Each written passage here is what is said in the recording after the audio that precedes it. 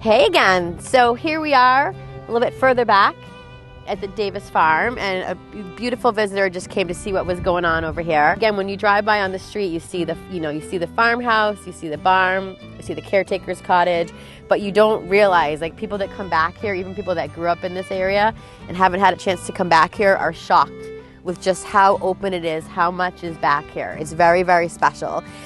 So what's being offered right now is 7 acres. So, a lot of what you see here is included. There's a separate parcel to sort of I guess would be the west of us over here, which is not included. But it is about 7 acres. There's basically 3 barns. This beautiful, beautiful turnout. The Concord River, hugs the property over here to the left.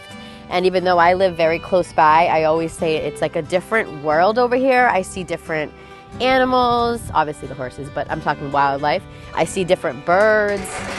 What are you going to be the star? Huh? I wish I had a treat for you.